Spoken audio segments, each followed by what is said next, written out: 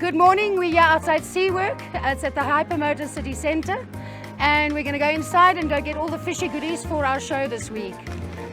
This is double what I need, but I'm going to take it anyway. This is the same salmon that you use for sushi.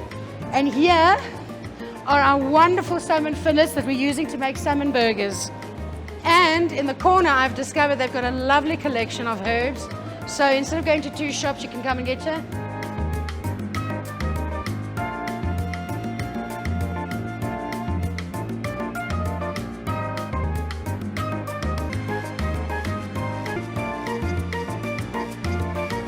So this is the fish I was talking about yesterday, special delivered just for me. Show me what I got. Now people, what you need to know about this is called monk crayfish. My hake. You remember on my previous show we had Richie, the race car driver. This is the man behind the legend. His dad, Richard Slamet. He's also got a transport company that he's going to tell me all about, and he's going to help me cook today's fish bake. So we're going to try and zish it up a bit, putting some prawns in. We're mixing hake, which you've just seen. We got fresh hake and monkfish, and we're going to do a cheese sauce, but I'm going to make the milk with a twist. Well, I love seafood. I like it on the dry though, so I can't wait to see what you're going to do with it today. But that's the thing. I'm showing you a couple of things, but my answer to seafood is it's the easiest thing to cook. Yeah. It really, everyone sort of, I think chefs sort of go and they get this in a, you know. Yeah. There's really not much that you need to add to fresh fish. On the braai, in the frying pan, a little bit of lemon juice, some butter, and I'm usually quite happy just with that lovely taste. So we're going to add in like an onion, which I have here. I'm just going to chop it into quarters. Do you want the big knife or the small knife? Let's do this. Let's just take those off. I'm going to hand it to you like that. It's very sharp. I hope I've got all my fingers when we're done. I think quarters. No, we don't. We need chunks. Oh, okay. It's easy peasy. Cool. I'm going to cook it in milk. I can do quarters. That sounds There we easy. go. Just like that? Yes. There's no, just make it smaller. What we're going to do with this, no, that's fine like that. Anyway, you chop it. You just want it in chunks. I'm going to pop them in the pot. 2 bay leaves. I didn't pass Matt's 3 tablespoons. So I'm going to put in 2.5. 2.5. So now the nice thing is you put this on the stove while this is cooking. We get the other goodies going. You start with the fish. You just keep an eye on that. Okay. We're going to bring it to a boil. And then I take it off the heat and just let it stand there and think about its sins. Okay. Now, we're going to do monkfish, 3 cups. Which You're one? going to grab me the monkfish. Top one? I hope so. Let's look. I'm going to try and take the skin off it now and then. The colder your fish is, if you want to skin it in the future, make sure that it is in fact frozen. It's very easy to pull the skin off then. You saw? It's very easy, just chunks. If anyone wants to know what a monkfish is, Google it.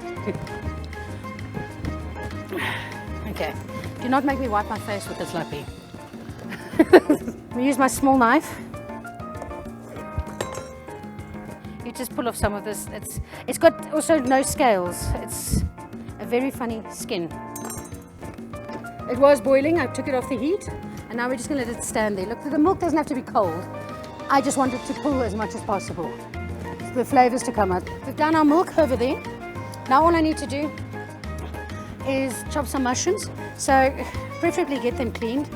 If they're really dirty, this is sand, it's not going to stick on there. But you don't want it. Don't put them in water. And this is, you can slice it from any angle. It's really, and that's also chopped. It's going to go into a sauce. I was a vegetarian until one of the first restaurants where I cooked, but mine wasn't because of, you know, eco reasons. It was just that, bless my family wherever they are, they couldn't cook meat. We're going to strain the milk.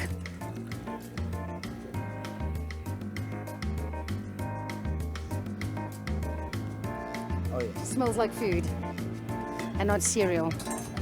I wrote the measurements there, but please people, you have to look how it goes. If there's not enough butter, add more butter. If there's not enough flour, add more flour. Okay, so then it says melt the butter.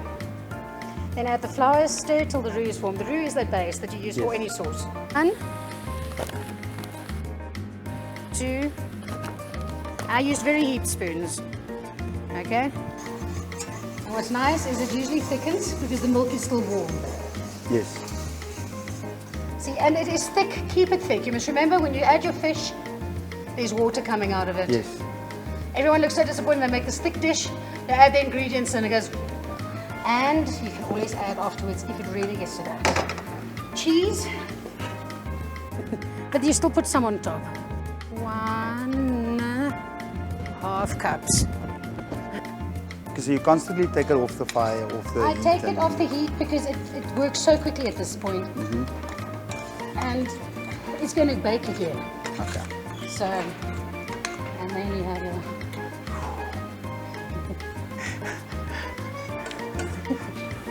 So close. Yet so far. Okay, so the fish is next. Yes. When is the spring onion going? Now, the spring onions and the mushrooms also go in now. Okay.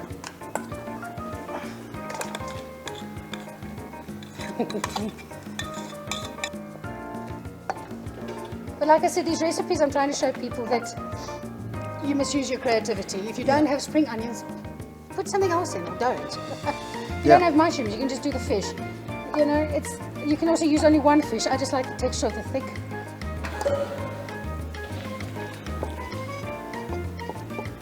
And then we put the prawns on top. I want to put the prawns inside, but this dish I thought I would put the prawns in afterwards. But you first bake it for about 15 minutes Yes. and then you add the prawns. And then we throw the prawns on top and stick it back for 20.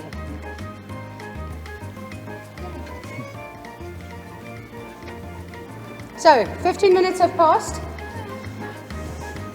At this point, it already looks gorgeous. And the trick here, as you can see, is not that it's swimming in sauce. You know, you get these things where it's just, this is hot. See, and not too much water.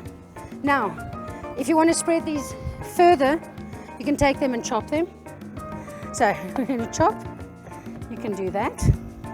This is just showing you if you have really big prawns, whatever you've bought.